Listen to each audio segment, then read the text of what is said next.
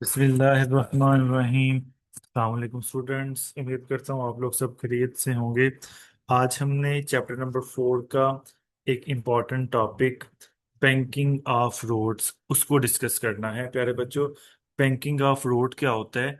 कि banking of road, इसकी definition देख लेते हैं। Banking of roads is the practice of raising the outer edge of curved road above the inner edge to help vehicles take the turn safely without skidding. इसके अंदर क्या होता है प्यारे बच्चों कि यूजुअली हम जानते हैं कि रोड्स जो हैं हमारे पास वो यूं फ्लैट होते हैं, यानी कि ये जो इनर एज है रोड्स का, ये जो इनर एज है वो, और ये जो आउटर एज है रोड्स का, वो दोनों सेम लेवल के ऊपर होते हैं। तो क्या होता है प्यारे बच्चों, जब यही फ्लैट रोड, यूजुअली तो ये स्ट्रेट इस तरह होता है, लेकिन यही फ्लैट रोड कभी टर्न के ऊपर यूं कर्व्ड पाथ बन जाता है।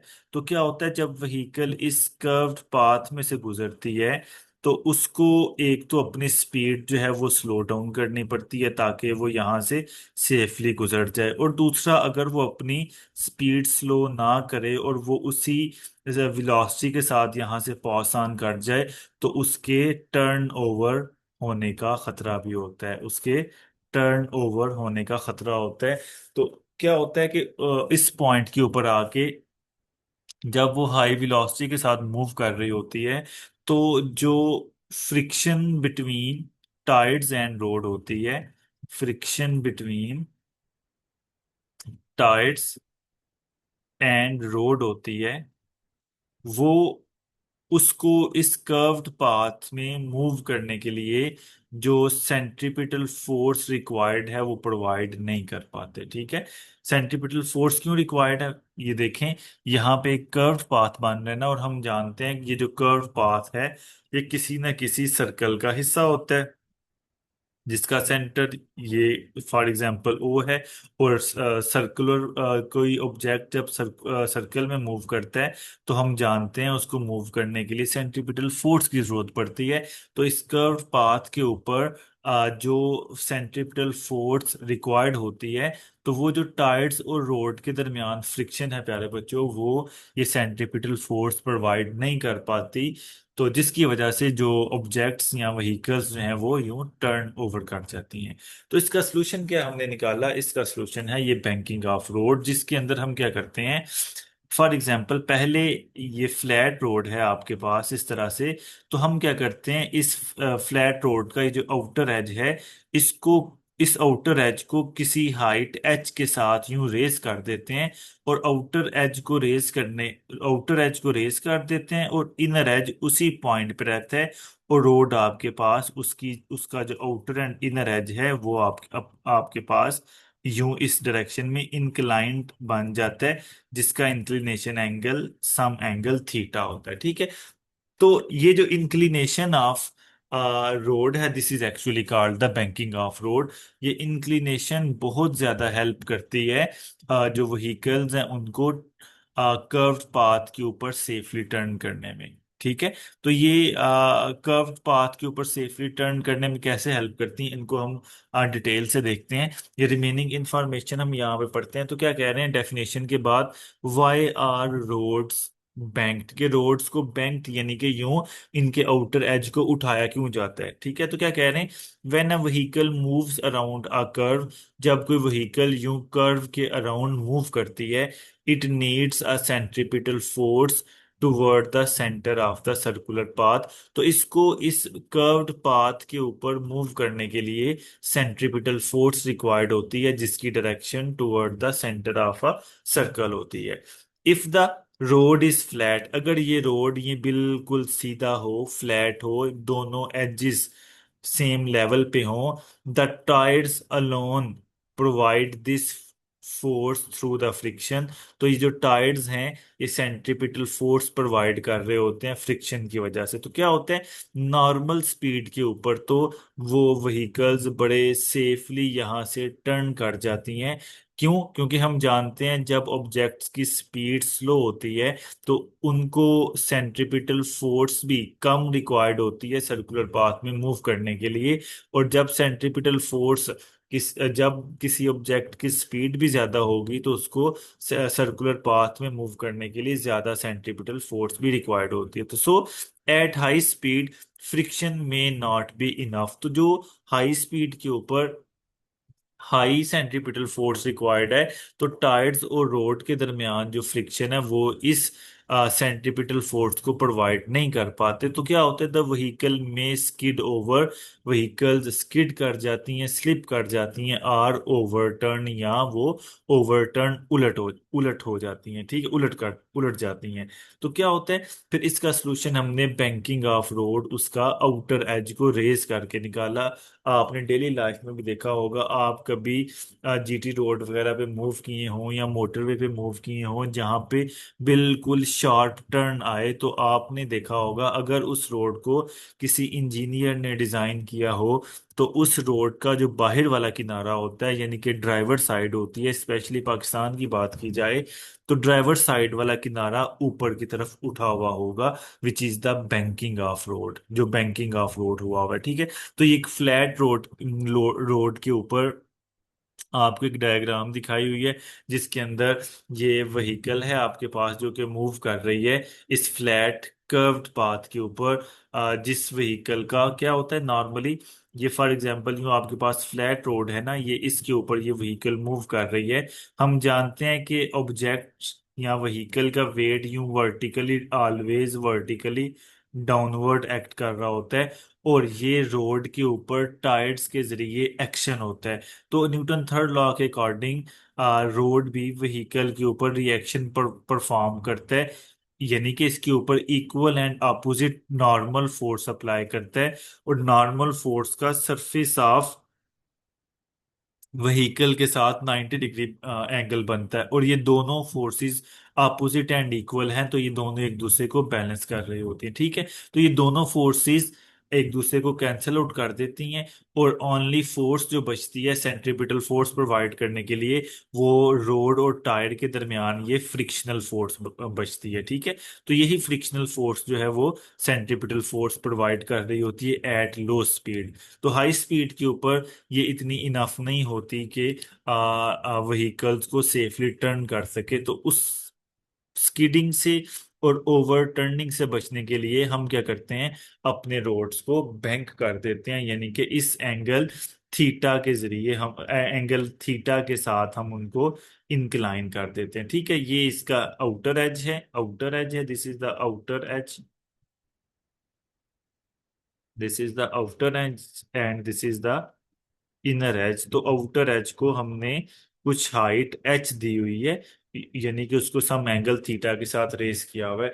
तो अब हमने समझना ये है कि कैसे आ, अपने आउटर एज को रेस करने से हमें जो एक्स्ट्रा सेंट्रीपिटल फोर्स है वो मिल जाती है। तो वो देखें प्यारे बच्चों, क्या है कि फॉर एग्जांपल हम जानते हैं कि अगर एक कंसेप्ट है जो कि हमने लास्ट लेक्चर में भी सीखा था, वो क्या था कि फॉर एग्जांपल दो लाइंस हैं आपके पास, अगर एक लाइन ये है जिसको हम L1 कह रहे हैं, और दूसरी लाइन यूं आपके पास L2 है, तो अगर इनके दरमियान ये एंगल थीटा एग्जिस्ट कर रहा हो, तो हम क्या करते हैं, इन दोनों लाइंस के परपेंडिकुलर ड्रॉ करते हैं। लेट्स से ये लाइन 1 का परपेंडिकुलर है, ठीक है, और ये लाइन 2 का परपेंडिकुलर है। तो जो कंसेप्ट सीखने वाला है वो क्या है कि जो एंगल दो लाइंस के दरमियान होता है, वही एंगल उनके परपेंडिकुलर्स के दरमियान भी एग्जिस्ट करता है। सो दिस एंगल थीटा जो कि दो लाइंस के परपेंडिकुलर के दरमियान है, एंड दिस एंगल थीटा जो खुद लाइंस के दरमियान दरमियान है, ये क्या है, इक्वल है। एक कंसेप्ट हो गया। दूसरा कंसेप्ट क्या है कि अगर आपके पास यूं सरफेस बिल्कुल फ्लैट हो, तो उसके ऊपर परपेंडिकुलर भी आपको बिल्कुल यूं सीधा नजर आएगा, और अगर इस सरफेस को यूं मैं टिल्ट कर दूं तो क्या होगा, परपेंडिकुलर अब इस तरह नहीं बनेगा, ये तो एंगल लेस देन 90 आ गया, परपेंडिकुलर भी उसी हिसाब से टिल्ट हो जाएगा, और ऐसे ड्रॉ होगा कि उसका भी उसका सरफेस के साथ क्या बनना चाहिए, 90 डिग्री ही एंगल बने, ठीक है। तो ये दो कंसेप्ट यहाँ पे यूटिलाइज होंगे। तो देखें क्या करते हैं हम फिर। फॉर एग्जाम्पल इमेजिन इमेजिन करें कि आपके पास जो है आपके पास मैं यहाँ पे एक रोड ड्रॉ करता हूँ। लेट से ये इनिशियली आपका रोड यूं फ्लैट था, आपने उसको ये एंगल ये उसके आउटर बाहर वाले किनारे को रेज किया, और उसका जो अंदर वाला किनारा है वो उसी एंगल के ऊपर है, उसी लेवल के ऊपर है जहां पे वो इनिशियली था। तो क्या होगा, अब ये पहले सरफेस बिल्कुल सीधी थी जिसके ऊपर परपेंडिकुलर बिल्कुल स्ट्रेट बनना था।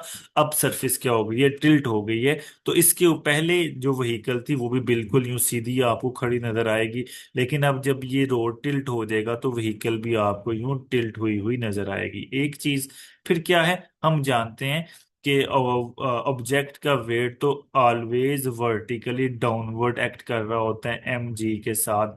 तो क्या होगा, इसके इस वेट को बैलेंस करने के लिए इसके ऊपर क्या होगा कि नॉर्मल फोर्स अप्लाई होगी। और नॉर्मल फोर्स का मैंने लास्ट टाइम आपको बताया था, यूं सरफेस के साथ क्या होता है, 90 डिग्री एंगल बनता है इस पॉइंट के ऊपर, ठीक है। तो यहाँ पे अगर हम सरफेस आप देखें टिल्ट हो गई है, अगर हम इसके ऊपर 90 डिग्री एंगल बनाएं तो अब कैसा बनेगा आपके पास, यहां से यूं ऊपर की तरफ ये 90 डिग्री एंगल बनेगा। This is your normal force f n, ठीक है जी। तो क्या होगा, अब हमने क्या करना है कि एक ये फ्लैट रोड और एक टिल्टेड रोड के हमने परपेंडिकुलर्स ड्रॉ करने हैं। अगर मैं फ्लैट रोड का परपेंडिकुलर ड्रॉ करूं फॉर एग्जांपल, तो वो आपके पास लेट से, अगर मैं फ्लैट रोड का यूं परपेंडिकुलर ड्रॉ करूं बच्चों, तो वो क्या आएगा, फॉर एग्जांपल ये इसको मैं ड्रॉ करता हूं, ये ऊपर की तरफ ये फ्लैट रोड का परपेंडिकुलर आ गया, ठीक है। ये जो फ्लैट रोड है नीचे वाला, ये उसका, ये देखिए इसके साथ 90 डिग्री एंगल बन रहा है। और ये जो कर्व्ड पा ये जो आपके पास ये इंक्लाइंड पाथ है, इसका जरा गौर करें तो ये परपेंडिकुलर ऑलरेडी ड्रॉ हुआ हुआ है। कैसे भला देखें, ये आपके पास इस डायरेक्शन में ये रोड है, और इसके ऊपर ये जो व्हीकल की सरफेस है जिसके ऊपर हमने नॉर्मल ड्रॉ की है, जिसका सरफेस के साथ 90 डिग्री एंगल बन रहा है। तो ये सरफेस और ये जो आपके पास रोड है, ये दोनों पैरेलल हैं, तो इन दोनों का जो परपेंडिकुलर है वो सेम ही होगा। तो इसको मैंने थोड़ा सा एक्सटेंड करके इसके साथ मिला लिया, ताकि जो एंगल इस रोड दो लाइंस के दरमियान, ये लाइन नंबर 1 है L1, और ये लाइन नंबर 2 है L2, यानी कि इंक्लाइंड रोड लाइन नंबर 2 है। तो जो एंगल दोनों लाइंस के दरमियान है, सेम एंगल इनके परपेंडिकुलर्स के दरमियान भी एग्जिस्ट करेगा, ठीक है। तो यहाँ पे जो परपेंडिकुलर एफ एन है, अब इसको हमने इसके कंपोनेंट्स के अंदर रिजॉल्व करना है, ठीक है। तो अब जानते हैं, जब भी हम ये कोई वेक्टर हो आपके पास, जैसे फॉर एग्जांपल ये एफ एन वेक्टर है, और इसका ये एक्स एक्सिस के साथ एंगल बन रहा है, तो हम उसको दो component f n cos of theta, यानी कि जो बेस कंपोनेंट होता है जिसको एक्स कंपोनेंट कहा जाता है, और दूसरा ये कंपोनेंट है एफ एन साइन थीटा जिसको परपेंडिकुलर कंपोनेंट कहा जाता है। यहाँ पे एक इंपॉर्टेंट बात आपको बताने लगा हूँ कि क्या, कि जो एंगल के सामने वाली साइड होती है हमेशा वो क्या होती है, परपेंडिकुलर होती है। अब जरा इस बात को ध्यान से देखिएगा, अगर मैं आपसे कहूं कि ये जो नॉर्मल फोर्स का वेक्टर है, इसका एक कंपोनेंट ऑलरेडी ये ड्रॉ हुआ है, और दूसरे कंपोनेंट को हम ड्रॉ कर लेते हैं, जो कि ये आपके पास आएगा, ये आपके पास इसका दूसरा कंपोनेंट आ गया। इनको ज्वाइन करने मिलाने के लिए हम क्या करते हैं, इसको थोड़ा सा यूं इंक्रीज कर लेते हैं, जो कि इसके साथ भी ज्वाइन कर जाएगा। तो क्या होगा, अब जरा ये कंसेप्ट यहाँ पे लगाएं कि एंगल के सामने वाली साइड परपेंडिकुलर होती है। तो ये साइड, ये एंगल है, इसके ये सामने वाली साइड ये दिस इज परपेंडिकुलर, और परपेंडिकुलर साइन थीटा के साथ लिखा जाता है। तो हम यहाँ पे क्या लिखेंगे, this is f N sine of theta. ये वेक्टर का ये परपेंडिकुलर कंपोनेंट है, तो ये कौन सा कंपोनेंट होगा, ये बेस कंपोनेंट होगा, यानी कि F n cos of theta वाला कंपोनेंट होगा। अब वेट और एफ एन कॉस थीटा ये दोनों इक्वल और अपोजिट डायरेक्शन में है, सो ये दोनों एक दूसरे को बैलेंस करेंगे और कैंसल आउट कर देंगे, ठीक है। तो जब ये व्हीकल सर्कुलर पाथ में मूव कर रही होगी, तो आप जरा ध्यान से देखें, ये इस वेक्टर के नॉर्मल फोर्स के दो कंपोनेंट थे। एक था f n cos of theta जिसकी डायरेक्शन अपवर्ड है, एक है एफ एन साइन थीटा जिसकी डायरेक्शन लेफ्ट साइड की तरफ है। अगर मैं कहूं कि ये आपके पास इस तरह का ये कोई कर्व्ड रोड था, जिसका फॉर एग्जांपल ये कर्व्ड रोड इस सेंटर सर्कल का हिस्सा है, जिसका सेंटर इस पॉइंट पे है, तो आप देखें जरा, तो जो एफ एन साइन थीटा है इस कंपोनेंट की डायरेक्शन सेंटर की तरफ है, ठीक है। तो क्या होगा, ये वो कंपोनेंट है जो कि एक्चुअली हमें जो नेसेसरी सेंट्रीपिटल फोर्स रिक्वायर्ड है इस कर्व्ड पाथ पे मूव करने के लिए, वो सेंट्रीपिटल फोर्स प्रोवाइड करेगा। होपफुली आपको ये चीज चीज समझ आ रही होगी। अब इसकी थ्योरी को समझ के फिर डेरिवेशन की तरफ चलते हैं। तो क्या कह रहे हैं, टू कि बैंकिंग ऑफ रोड किस वजह से आ रहा था, कि वो व्हीकल्स जो है वो हाई स्पीड के ऊपर जब फ्लैट रोड से टर्न करती थी तो वो ओवरटर्न हो जाती थी। तो इस प्रॉब्लम को सॉल्व करने के लिए, to solve this problem the outer edge of road is raised, हम रोड्स के आउटर एज को रेज कर देते हैं। This is called the banking of road, और उससे ही बैंकिंग ऑफ रोड कहा जाता है। हाउ डज बैंकिंग हेल्प, तो बैंकिंग फिर हेल्प किस तरह करती है, तो मैंने डायग्राम से तो आपको समझा दिया है।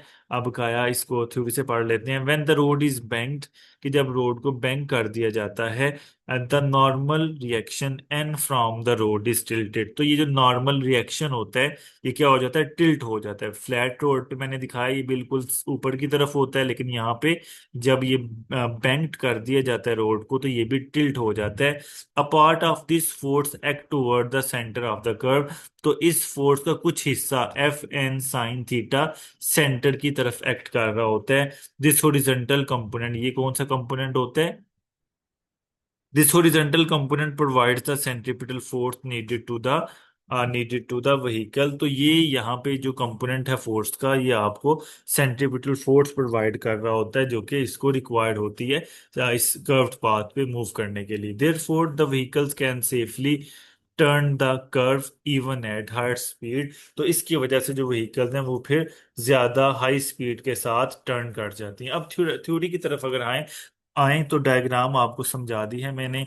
ये यहाँ पे भी डायग्राम अगेन मैंने ऐड की है। इसको अगर देखें तो मैंने क्या बताया था कि वेट और ये जो नॉर्मल कंपोनेंट है ये दोनों एक दूसरे को के इक्वल हैं और ये दोनों एक दूसरे को बैलेंस कर रहे हैं। सो आपके पास क्या है, जो एफ एन कॉस थीटा वाला कंपोनेंट है वो किसके इक्वल है, वेट के, and this is your equation number one.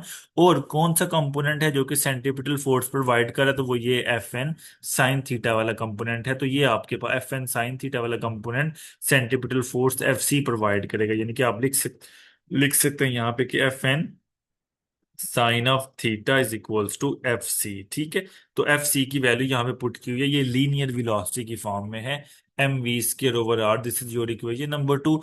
अब हमें कैसे पता चलेगा कि हमने अपने रोड को कितना रेज करना है, यानी कि उसका एंगल क्या होना चाहिए थीटा, तो उसको कैलकुलेट करने के लिए हम क्या करेंगे, दोनों इक्वेशन को डिवाइड कर देंगे। इक्वेशन टू को इक्वेशन वन के साथ डिवाइड करें तो लेफ्ट हैंड साइड को लेफ्ट पे डिवाइड करें और राइट को राइट पे डिवाइड करें तो क्या होगा, एफ एन से कैंसिल आउट हो जाएगा, एम एम के साथ कैंसिल आउट हो जाएगा, तो बचेगा साइन, यानी कि जो इक्वेशन रिमेनिंग बचेगी वो मैं लिखता हूँ, वो बचेगी लेफ्ट साइड पे sine theta by cos theta is equals to V square divided by, ये आर जी के साथ जाके मल्टीप्लाई हो जाएगा तो बनेगा आर जी, ठीक है। तो अब ये साइन बाय कॉस आ गया टेन ऑफ थीटा, और right hand side V square over R G ऐसे ही आ जाएगी।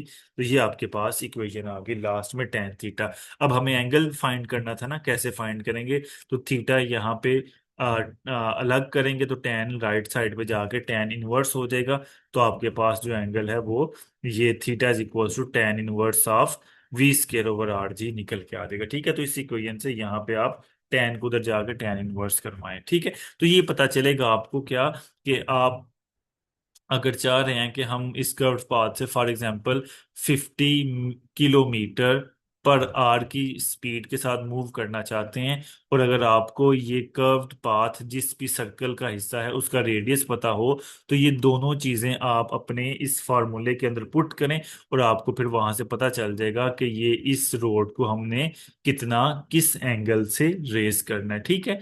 तो ये इसका फर्स्ट पॉइंट था। सेकंड पॉइंट क्या है, कि अगर हम रोड पहले से अब डिजाइन कर चुके हों, इसका मतलब है ये इनिशियली फ्लैट रोड था, अब हमने उसको बैंक कर दिया है through some angle theta, let say इसको हमने 7 डिग्री से बैंक किया हुआ है, ठीक है। यानी कि अब हमें थीटा का पता है, और ये कर्व ये रोड जिस भी सर्कुलर पाथ का हिस्सा था उसका रेडियस भी पता है। तो अब व्हीकल्स मैक्सिमम किस वेलोसिटी के साथ इसमें से इस रोड से पास कर सकती हैं, तो वो हमें पता चल जाएगा। वो इसी इक्वेशन को रीअरेंज करें, तो v को अलग करें, आर जी डिवाइड हो रहा है, ऊपर जाके मल्टीप्लाई हो जाएगा, तो आपके पास इक्वेशन क्या आएगी, R G multiply tan theta equals to V square. हमें v चाहिए, तो बोथ साइड पे क्या करें, आप स्केयर रूट ले लें, ये स्केयर इससे कैंसिल आउट हो जाएगा और v is equals to R G tan theta आ जाएगा। तो इस फार्मूले से आप जो है वो फाइंड आउट कर सकते हैं कि हम मैक्सिमम किस सेफ वेलोसिटी के साथ इस कर्व पाथ में से मूव कर सकते हैं। ठीक है, तो ये आपके पास आज का लेक्चर था। उम्मीद है आप लोगों को ये लेक्चर समझ आ गया होगा। अगर लेक्चर समझ आया तो वीडियो को लाइक करें, चैनल को सब्सक्राइब करें और इसको अपने फ्रेंड्स के साथ भी शेयर करें, और आप नोटिफिकेशन को ऑन करें ताकि नई आने वाली वीडियोस आप तक पहुंचती रहें। और अगर आप ऑनलाइन ट्यूशन में पढ़ना चाहते हैं तो आप इस दिए गए व्हाट्सएप नंबर पर रब्ता करें। बहुत शुक्रिया स्टूडेंट्स, अल्लाह हाफिज।